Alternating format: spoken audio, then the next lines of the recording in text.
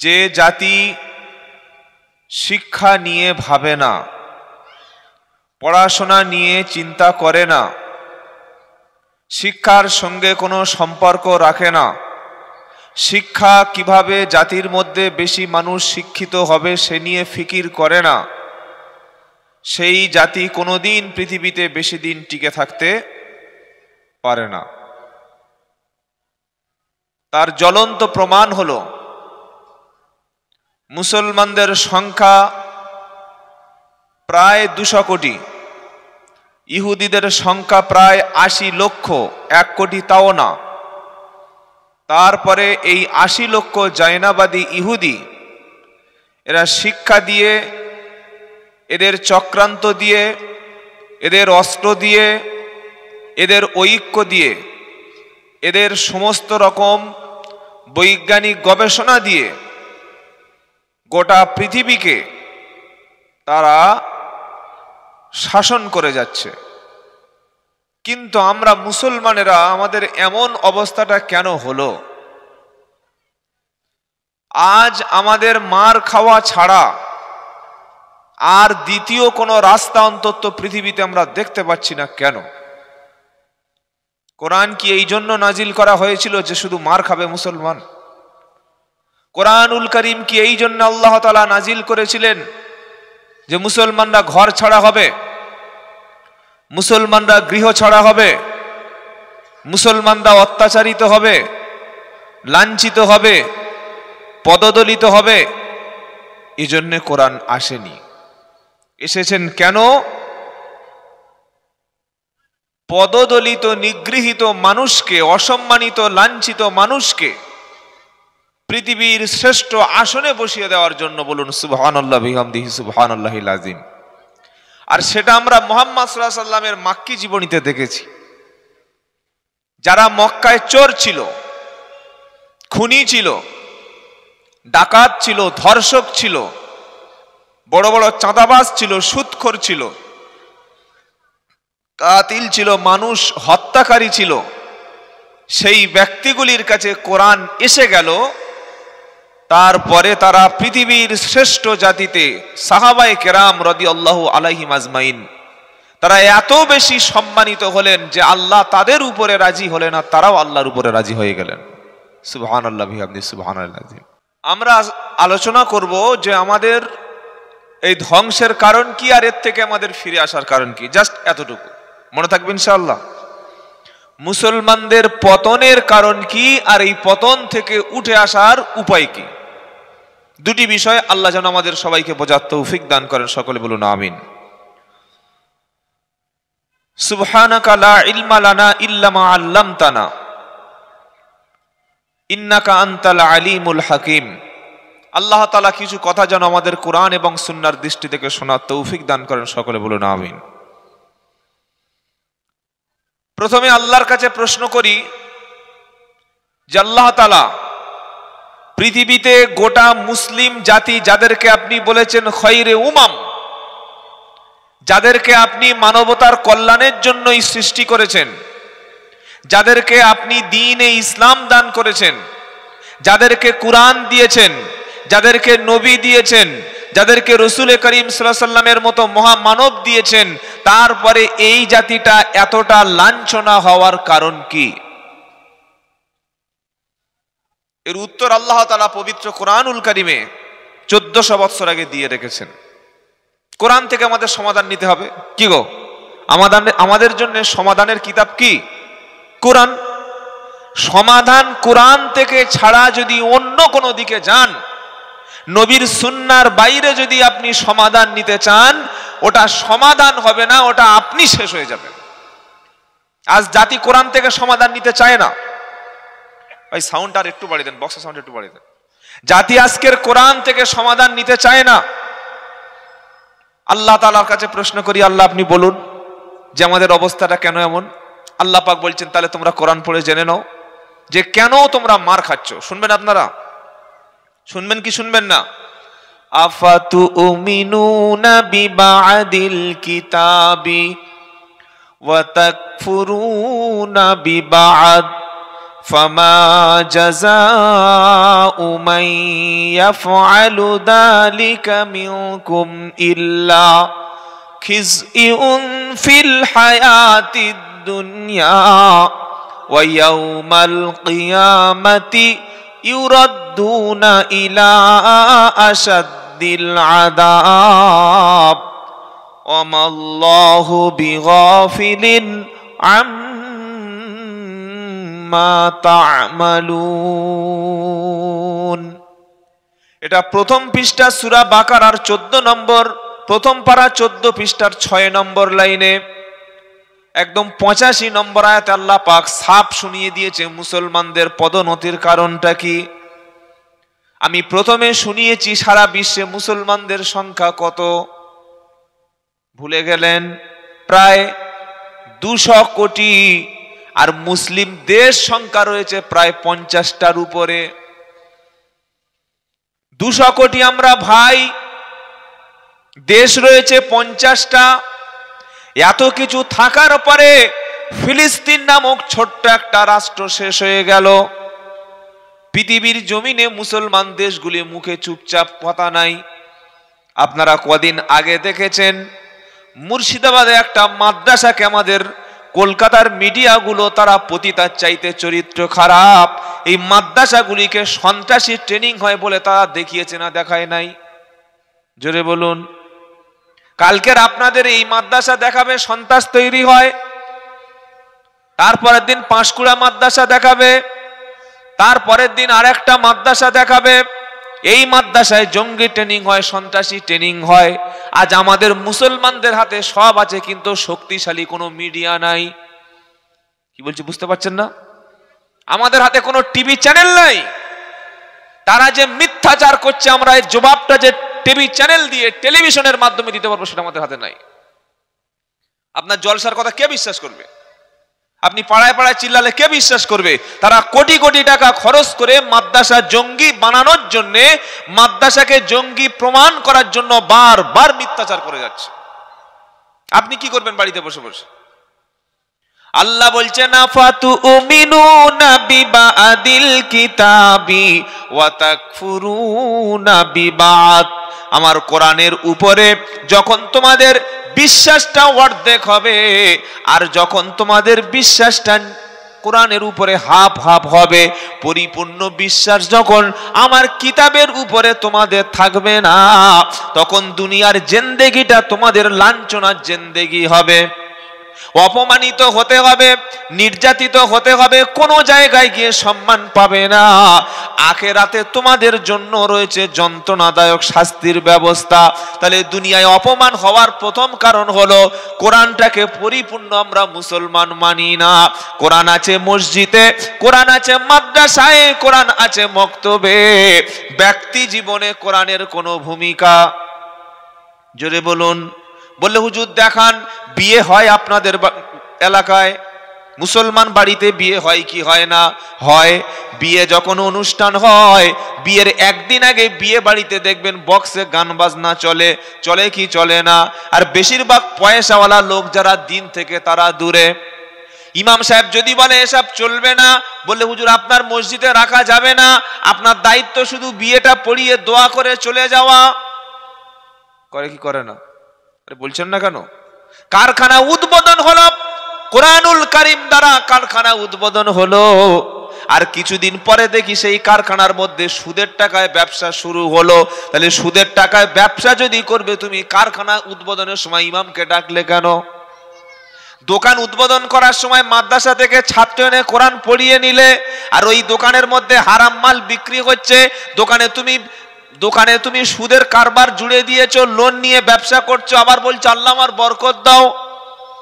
আল্লাহ বলছে কোরআনের কথা যখন কিছু মানবে আর কিছু মানবে না, এই দুনিয়ার জিন্দেগিতে লাঞ্ছনার শিকার হবে, কোথাও গিয়ে তোমার মাথা তুলে দাঁড়াতে পারবে না। আমি কোরআন নাজিল করি নাই যে মানুষের কষ্ট হবে। বললে কোরআন নাজিল হয়েছে কেন? আল্লাহ পাক বলছেন কুল বিফাদলিল্লাহি ওয়া বিরহমাতিহি ফাবিযালিকা ফালইফরাহু হুয়া খায়রুম মিম্মা মা ইয়াজমাউন। এটা 11 নম্বর পারা 14 নম্বর পৃষ্ঠা 6 নম্বর লাইনে 57 নম্বর আয়াত সূরার নাম ইউনুস। আল্লাহ বলছেন কুল, নবী আপনি বলুন, বিফাজলিল্লাহি ওয়া বিরহমাতিহি ফাবিযালিকা ফালইফরাহু, বেছে বেছে রমজান মাস বেছে নিলাম, একটা কোরআন নাজিল হয়ে মাসের সম্মানটা 70 গুণ নেকি বেড়ে গেল। বলুন সুবহানাল্লাহ।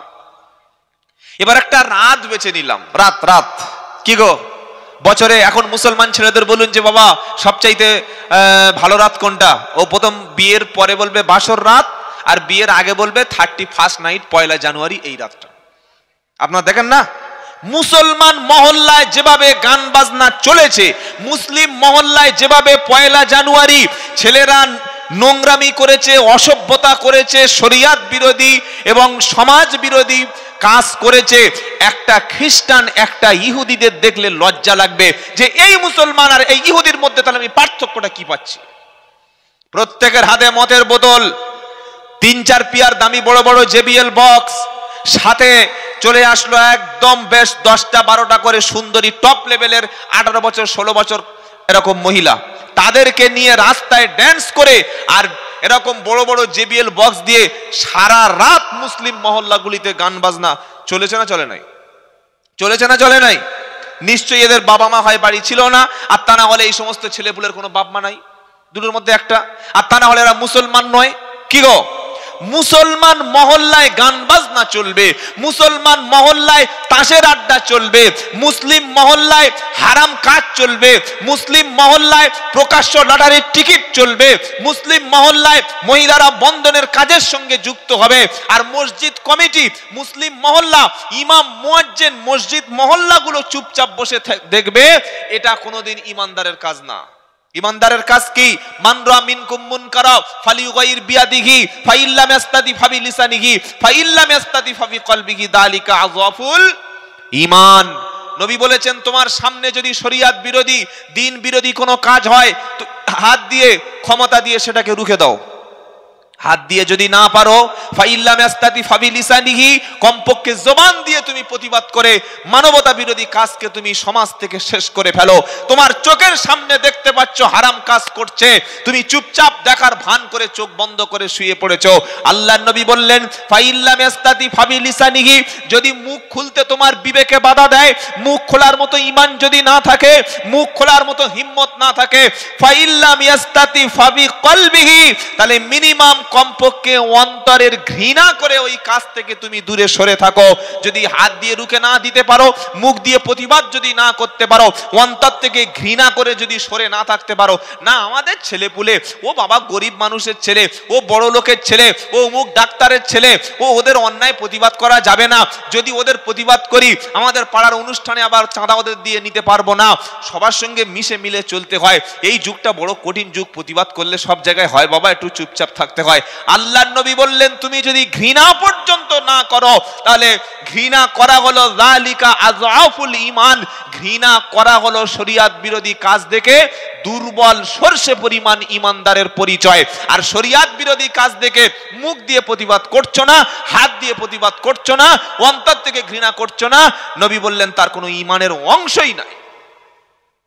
ঈমানের বক্তা মুখ খুলছে না, জলসার দাওয়াত হবে না, ইমাম মুখ খুলছে না, যদি মসজিদের চাকরিটা চলে যায়, গ্রামের প্রধান মুখ খুলছে না, আমার ভোট কমে যাবে, গ্রামের সম্মানিত ব্যক্তি চুপচাপ যদি আমার সমর্থন কমে যায়, তো সব যদি প্রতিবাদের রাস্তাটা ছেড়ে দেয়, তাহলে আমাদের সমাজ কিভাবে ধ্বংসের দিকে যাবে? কি গো বাবাজিরা, আল্লাহ ভাইরা, বছরের মধ্যে শ্রেষ্ঠ রাত আল্লাহ পাক বলে দিয়েছেন, ওই রাতটা মুসলমানদের অনেকের জানা নাই। যে জাতি 364 দিন গান বাজনায় কাটায়, 364 দিন সিনেমার সঙ্গে যুক্ত থাকে, 364 দিন যে জাতি ফ্রি ফায়ার পাবজি নিয়ে রাত কাটায়, যে জাতি 364 দিন পড়াশোনা বাদ দিয়ে নোংরামি করে রাত কাটায়, সেই জাতি কি উপরে উঠতে পারে? কি বলছেন আপনারা? আল্লাহ বলছেন শ্রেষ্ঠ রাত কোনটা বছর আমি বলে দিয়েছি, পারা নাম্বার 30, সূরার নাম সূরা আল কদর। আল্লাহ বলছেন ইন্না আনজালনাহু ফি লাইলাতুল কদরি খায়রুম মিন আলফি শাহর তানাজ্জালুল মালাইকাতু ওয়ার রূহু ফিহা বিইذনি রাব্বিহিম মিন কুল্লি আমর। কোন রাত বলুন তো? শ্রেষ্ঠ রাত শবে কদর, শ্রেষ্ঠ রাত শবে কদর। এত সম্মান একটা রাতের, যে রাতের একটা রাতের ইবাদত 1000 মাস অপেক্ষা উত্তম। জোরে বলুন। যদি আপনি জানতেন যে লাইলাতুল কদরের মর্যাদা কত, সম্মান কত, রমজান মাসের শেষ 10 দিন আপনি বাইরে থাকতেন না, আপনি থাকতেন মসজিদের ভিতরে। 50 বয়স, 55 বছর বয়স, 60 বছর বয়স হয়ে গিয়েছে, চোখে দেখতে পায় না, তাও চোখে পাওয়ারের চশমা নিয়ে দেখি পেপার পড়ছে। আমি ভাবলাম হয়তো লোকটা কোনো হয়তো মানে কনসাস সচেতন মানুষ তো একটু দেশের খবর টবর রাখছে। ও সর্বনাশ, ও লটারির টিকিট কেটেছে 100 টাকা দিয়ে, পেপারের শেষে টিকিটের নাম্বার মেলাচ্ছে। কত বড় হারামখোর, চিন্তা করো। কি বুঝলেন? ও ওই জন্য করে পেপার পড়ছে, আমার তো জানা ছিল না। চাচা কি ব্যাপার? খালি গিয়ে দেখি পেপারের শেষ পৃষ্ঠাটা পড়ছে, লাস্ট পৃষ্ঠাটা। উদ্দেশ্যটা কি? উদ্দেশ্য কি? যদি আমার লটারির টিকিটের সঙ্গে পেপারের নাম্বারটা মিলে যায় 1 কোটি টাকা পাবো, মসজিদে 10 লাখ দেবো। চিন্তা করতে পারছেন? উদ্দেশ্য দেখেন, অবস্থা দেখেন। বলে ইনশাআল্লাহ, পাকা হারামি একদম। চিন্তা করতে না, শুকর খাবে বলছে বিসমিল্লাহ, বলে ইনশাআল্লাহ কোথায় বলে সে গান নাই। মদ খাচ্ছে দস্তরখান বিছিয়ে, আর গোঁপটা তুলে বলছে কেন? বললে গোঁফের পানি মাকরুহু তাহারিমি। খাচ্ছটা কি? হিসেব আছে? এই বাবাজিরা, পৃথিবীর শ্রেষ্ঠ রাত হলো লাইলাতুল কদর। এই রাতের ইবাদতটা 1000 মাস অপেক্ষা উত্তম। এই রাতের সম্মানটা কেন বাড়লো? বাড়ার কারণ হলো এই রাতেই আল্লাহ তাআলা পৃথিবীর শ্রেষ্ঠ কিতাব নাজিল করেছেন। বলুন সুবহানাল্লাহ। এবার নাজিল করেছেন পৃথিবীর মানুষের জন্য। কি গো? তাবারাকাল্লাযী নাজ্জালাল ফুরকানা আলা, তাবারাকাল্লাযী নাজ্জালাল ফুরকানা আলা আবদিহি লিয়াকুনা লিল আলামিনা নাযীরা। এটা 18 পারা 18 নম্বর পৃষ্ঠা 13 নম্বর লাইনের 1 নম্বর আয়াত সূরা ফুরকানের প্রথমে আছে। আল্লাহ পাক বলছেন, পবিত্র বরকতময় তিনি, যিনি নাজিল করেছেন ফুরকান। কোরআনের আরেকটি নাম হলো ফুরকান। আর নাজিল করেছেন, পাঠিয়েছেন এই জন্য তার বান্দার উপরে, বান্দাকে মুহাম্মদ মুস্তাফা সাল্লাল্লাহু আলাইহি সাল্লাম, এই জন্য কোরআন পাঠিয়েছেন লিয়াকুনা লিল আলামিনা নাদিরা, যাতে মানুষকে সতর্ক করতে পারে। কোরআন হলো সতর্ক করে দেওয়ার কিতাব। মানলে আপনার লাভ, না মানলে আপনার ক্ষতি। আখিরাতে কোনো মানুষ তো বলতে পারবে না আল্লাহ কোরআন আমাদের কাছে আসেনি। কোরআনের মধ্যে সতর্ক আমরা পাইনি। হারাম কোনটা, হালাল কোনটা, জায়েজ কোনটা, না জায়েজ কোনটা, বৈধ কোনটা, অবৈধ কোনটা, এটা যদি জানতাম হারাম কাজের সঙ্গে যুক্ত হতাম না। এটা কেউ যাতে আখিরাতে না বলতে পারে, সেজন্য কোরআন মানুষকে সাবধান করে দিয়েছে। নবীর জীবনের মক্কায় 13 বছর আর মদিনায় 10 বছর। এই 23 বছরের জিন্দেগিতে মুহাম্মদ মুস্তাফা সাল্লাল্লাহু আলাইহি সাল্লাম তিনি দাওয়াত ও তাবলীগের মেহনত করে দিনের পর দিন, মাসের পর মাস, বছরের পর বছর, খেয়ে না খেয়ে, ক্ষুধার্ত অবস্থায়, তৃষ্ণার্ত অবস্থায়, পিপাসিত অবস্থায় মানুষের ঘরে কোরআনের দাওয়াত পৌঁছে দিয়েছেন। কেন? মানুষ যাতে প্রকৃত মানুষ হয়ে কবরে যেতে পারে। জোরে বলুন সুবহানাল্লাহ। বাবাজিরা, আল্লাহ ভাইরা, সেই কোরআনের দাওয়াত আমাদের ছেড়ে দিলে হবে না। আমাদের উদ্দেশ্য, আমাদের মাকসাদ হলো কোরআনের দাওয়াত প্রত্যেকটা ঘরে ঘরে পৌঁছে দেওয়া। কোরআনের দাওয়াত ঘরে ঘরে পৌঁছে দেওয়া। কোরআন পৃথিবীতে প্রথম যখন আসে, যে টার্গেট নিয়ে কোরআন পৃথিবীতে এসেছিল ভাই, প্রথম কোরআনের শিক্ষা কিন্তু নামাজ না, কোরআনের প্রথম শিক্ষা রোজা না, কোরআনের প্রথম মেসেজ কিন্তু হজ না, জাকাত না, দাড়ি না, টুপি, পাঞ্জাবি, খাতনা, বিবাহ এসব কিছু না। কোরআনের প্রথম পেগাম, কোরআনের প্রথম মেসেজ বিশ্ববাসীর জন্য ছিল তোমরা পড়ো। কি ছিল? কি ছিল? পড়ো। আল্লাহর নবী সাল্লাল্লাহু আলাইহি সাল্লাম তিনি ছিলেন এই দুনিয়ার শিক্ষা বলতে আল্লাহ তাআলা এই দুনিয়ার শিক্ষা থেকে তাকে মাহরুম করেছিলেন। যেহেতু আল্লাহ তাআলা আসমানি শিক্ষায় তাকে সর্বশিক্ষিত মানুষ করবেন, এজন্য দুনিয়ার কোনো একাডেমিকরে তাকে কোনো শিক্ষাদান করেনি।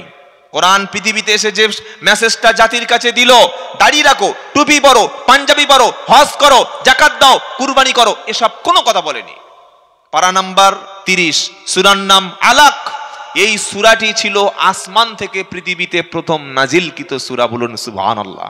সর্বপ্রথম 30 পারা কোরআনের মধ্যে এই আয়াতটি, এই সূরাটি আল্লাহর পক্ষ থেকে লাওহে মাহফুজ থেকে জিব্রাইল দ্বারা পৃথিবীতে এসেছেন যে অংশ নিয়ে, ওই অংশের মূল অংশ ছিল তুমি পড়ো। নবীজি বসে আছেন, সবাই জানেন। জিব্রাইল আলাইহিস সালাম নবীকে আসলেন, এসে প্রথমেই শোনালেন ইকরা বিসমি রাব্বিকাল্লাযী খালাক খালাকাল ইনসানা মিন আলাক ইকরা ওয়া রাব্বুকাল আকরাম আল্লাযী আল্লামা বিল কলম আল্লামাল ইনসানা মা লাম ইয়ালাম। 5টি আয়াত, এই 5টি বাক্য ছিল আসমান থেকে পৃথিবীবাসীর জন্য প্রথম মেসেজ। বলুন সুবহানাল্লাহ। আচ্ছা, আপনি শুয়ে আছেন, ইশার নামাজ পড়ে একটু শুয়ে পড়েছেন, হঠাৎ দেখলেন ফোনে একটা মেসেজ এসছে। এই কি মেসেজ দেখি? মেসেজটা হলো, মানে আপনি ভাষাটা বুঝতে পারছেন না, ইংলিশ হয়তো জানেন না, আপনি বাংলা জানেন, আর ফোনের মেসেজগুলো ইংলিশ থেকেই স্বাভাবিক আসে। তো ইংলিশ যদি না জানেন, মেসেজের শেষে, আপনাদের কোন থানায়? থানাটা তমলুক, কোলাঘাট। তো মেসেজের শেষে এতটুকু লেখা আছে, মেসেজটা এসছে from Kolaghat PS, police station Kolaghat থেকে। কোলাঘাট পুলিশ স্টেশন থেকে মেসেজ এসছে, এটা শোনার পরে আপনার রাতের ঘুম হবে? হবে? হবে? পাশে একটা ছেলে ছিল, বলে ইংলিশ পড়তে পারিস? বলে না কাকা, আমি তো ইংলিশে তো পড়তে পারি না। কোন ক্লাসে পড়িস? এই সবে পড়ছি, ক্লাস পড়ে। পড়ে ছেলে ইংলিশ পড়তে পারি না? বললে ও তুমি অন্য জায়গা দেখো। ইংলিশ মাস্টার কাছে ফোন করেছে, দাদা একটু বাড়িতে আসুন তো, কি দেখুন তো। বলে কি কি লেখা আছে? বললে আপনার বিরুদ্ধে একটা ওই জমি কেলেঙ্কারির মামলা হয়েছে। হ্যাঁ, আমার বিরুদ্ধে মামলা? রাতের ঘুম হারাম হয়ে তারপরের দিন উকিল ধরছে। কেন? যে আমাকে যেন জেল না খাটতে হয়। কি করব কি করব না? আল্লাহ বলছেন তোমার ফোনে মেসেজ আসলে তুমি দেখো ওটা টাকা কেটে নিয়েছে না টাকা ঢুকলো, না থানা থেকে মেসেজ আসলো, না কিসের জন্য আমার ফোনে একটা মেসেজ আসলো তুমি দেখো। 6666টি মেসেজ পাঠিয়েছি, 540টা রুকুর মেসেজ, 3,23,770টি অক্ষরের মেসেজ, 86,430টি শব্দের মেসেজ, 30টি পারার মেসেজ। একবার তুমি খুলে দেখবে না? একবার দেখার চেষ্টা করবে না? প্রথমে জিব্রাইল এসে বললেন ইকরা, পড়ুন। কি বললেন? কি বললেন? জোরে বলুন। বিশ্ববাসীকে কি বললেন? পড়ুন। নবী কি বলেছিলেন? মা আনা বিকারিন। আম্মা জানা আয়েশা রাদিয়াল্লাহু আনহা বলছেন, নবীজি বলেন জিব্রাইল আমি তো পড়তে পারি না। জিব্রাইল আবার বললেন ইকরা, আবার পড়ুন।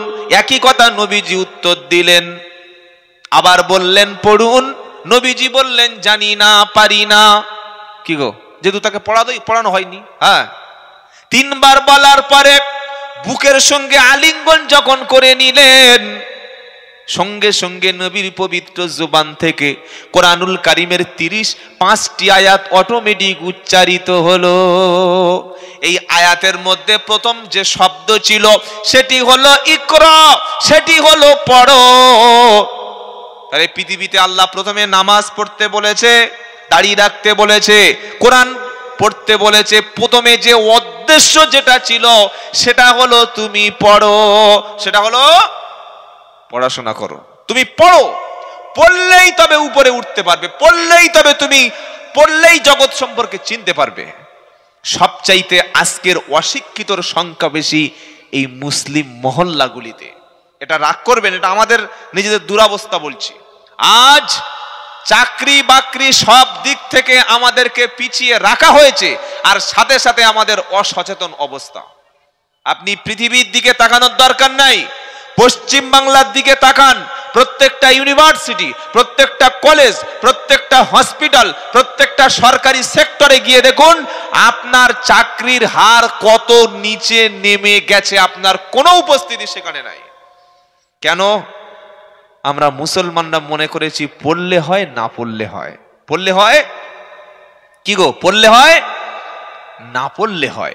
অথচ ইসলাম আপনাকে পড়ার জন্য উৎসাহিত করেছে।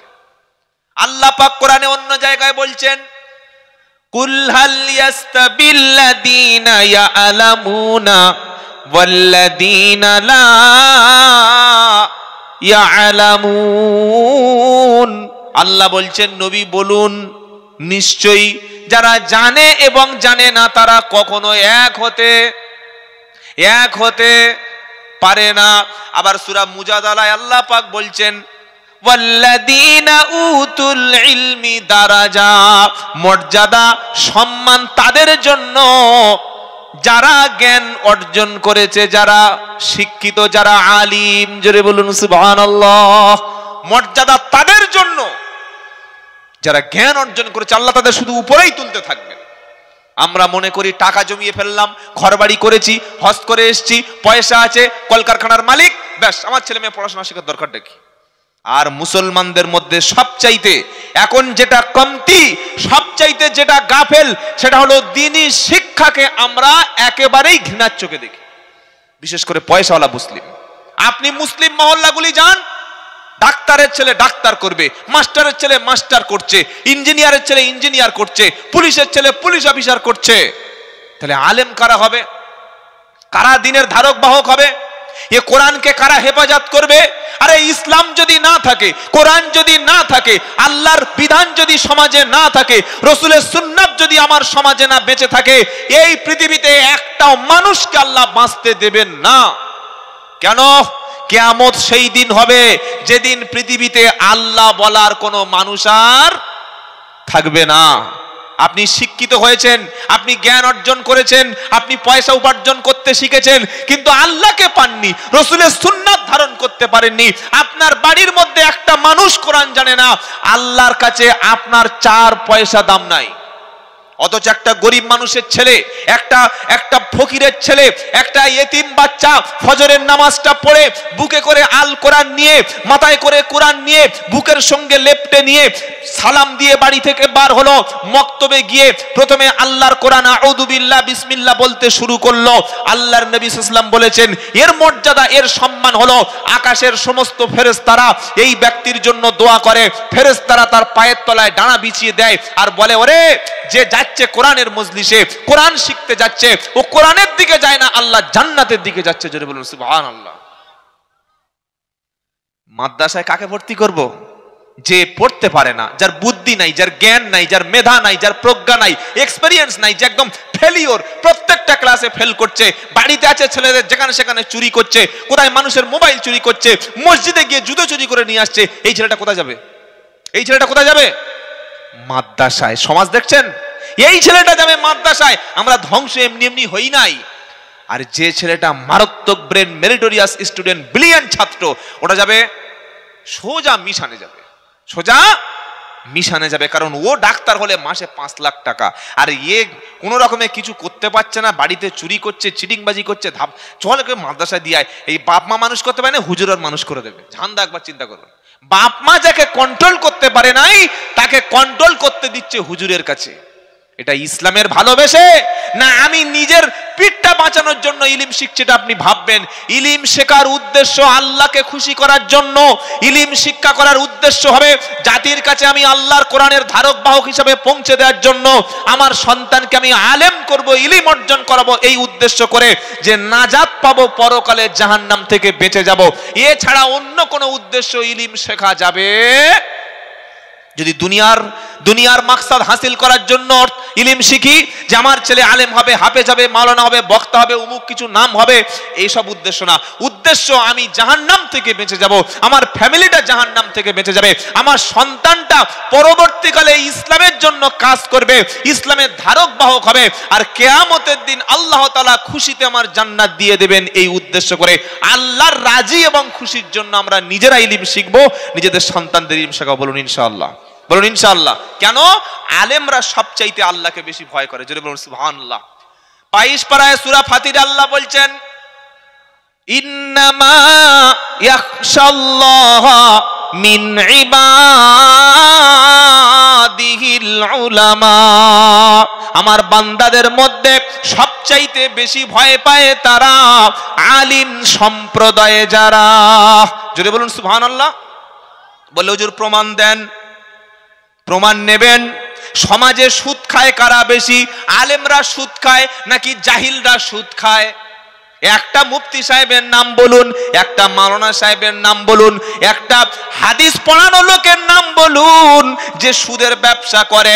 তা দূরবীন দিয়ে খুঁজেও কখনো পাওয়া যাবে না, ড্রোন ক্যামেরা উড়িয়ে দিলেও কোনো মুফতি সাহেব, কোনো হাক্কানি আলেম, কোনো ইমাম সাহেবকে সুদের সঙ্গে সম্পৃক্ত হতে দেখতে পাবে না। কারণ আল্লাহ বলেই দিয়েছে আলেমরা সবচাইতে বেশি আল্লাহকে ভয় পায়। জোরে বলুন সুবহানাল্লাহ। সমাজে ছেলেকে বিয়ে দেওয়ার সময় মেয়ের বাপের কাছ থেকে জুলুম করে, জোর করে, জবরদস্ত করে, জালিম হিসাবে জুলুম করে টাকা বেশি ধার্য করে। মেয়ের বাপের কাছ থেকে খাট, গদি, ড্রেসিং টেবিল, ডাইনিং টেবিল, আলমারি, সোফা, বাইক লাগবে, ক্যাশ 10 লাখ টাকা লাগবে, আর সাথে সাথে মঙ্গল গ্রহে 5 কাঠা জায়গা লাগবে। এত ডিমান্ড। দুদিন পরে মেয়ের বাপের কিডনি পর্যন্ত খুলে নিতে পারে। বর্তমান জেনারেশন এত ভয়ঙ্কর, মানে এদের দোষ নাই, দোষ এদের বাপ মা, এদের বাপ আর এদের মায়ের এত লোভ। কারণ এখনকার ইয়ং ছেলেরা ইসলামের প্রতি অনেকটা এরা সচেতন হয়েছে কি হয় নাই? আলহামদুলিল্লাহ। প্রত্যেকটা কোরআনের মাহফিলগুলি দেখছি আমাদের ইয়ং ছেলেদের উপস্থিতি যথেষ্ট, এবং দিনের প্রতি আমাদের যুবকদের ভালোবাসা বর্তমানে বাড়ছে না, বাড়ে না? আগের মতো সিনেমায় যাওয়ার লোক কম, আগের মতো নায়ক নায়িকাদের পিছনে ঘোরার লোক কম, আগের মতো লোক ফোনে এখন আর গান শুনছে না। প্রত্যেকটা ফোনে বেশিরভাগ যুবক এখন কোরআন শুনছে, দিনের মাহফিলগুলো শুনছে। আলহামদুলিল্লাহ বলেন। এই ছেলে নিয়ত করেছে আমি কোরআন সুন্নাহ অনুযায়ী হালাল তরিকায়, সুন্নাত তরিকায় আমি বিয়ে করব দিনদার মেয়ে দেখে। কিন্তু ছেলের বাপ বলছে না, আমি একটা ভালো মেয়ে দেখেছি। কোথায়? বলছে নন্দকুমার। নন্দকুমার জানেন না? হ্যাঁ, ওখানে মেয়েটার বাপ আমার সঙ্গে কথা হয়েছে, উকিল বা যারা ঘটক 10 লাখ টাকা দেবে বলে আমার সঙ্গে চুক্তি হয়েছে, সেই মেয়েটার সঙ্গে তোমার বিয়ে দেব। কতটা মারাত্মক সমাজের হারামখোর চিন্তা করুন। এই লোকটার মধ্যে যদি আল্লাহর ভয় থাকতো, কোরআনের ভয় থাকতো, আল্লাহর আযাবের ভয় থাকতো, একটা নারীর উপরে কখনো জুলুম করতে পারতো না, একটা মেয়ের উপরে কখনো জুলুম করতে পারতো না।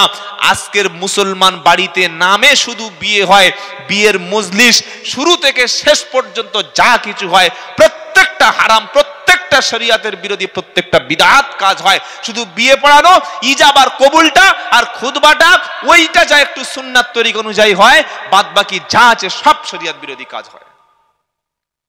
কেন? কি করে শান্তি আসবে আপনার বৈবাহিক জীবনে, দাম্পত্য জীবনে, স্বামী স্ত্রীর মধ্যে কেন শান্তি নাই? তার একটাই কারণ হচ্ছে আপনি এই বিয়ের কাজটা শুরুর আগে হারামের আশ্রয় নিয়েছেন। কিন্তু একটা আলেমের নাম বলতে পারবেন? একটা মুফতি সাহেবের নাম বলতে পারবেন যে বিয়েতে ওই 10 লাখ টাকা দাবি করেছে, বিয়েতে বাইক চেয়ে নিয়েছে, বিয়েতে সোনার অলংকার চেয়েছে, বিয়েতে ড্রেসিং টেবিল চেয়েছে, কিংবা বিয়ের পরে তার স্ত্রীকে নির্যাতন করেছে, বিয়ের পরে তালাক দিয়ে তার বিবিকে বাড়ি পাঠিয়ে দিয়েছে? নাম বলুন। পাবেন না। কেন?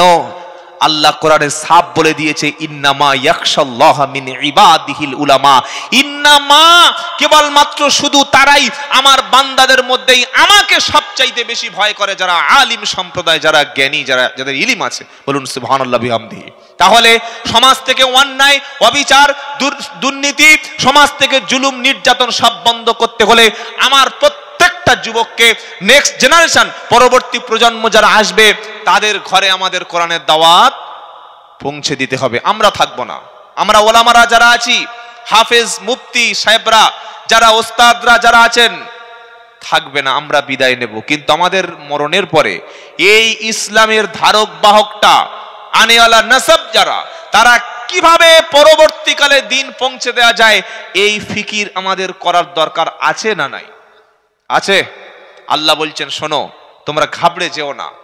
এই কোরআনের বিরুদ্ধে যতই চক্রান্ত করুক, আমি আল্লাহ ওয়াদা করেছি, কোরআন নাজিল করেছি আমি, আর এর হেফাজতটা আমি আল্লাহ স্বয়ং নিজেই করব। বলুন সুবহানাল্লাহ।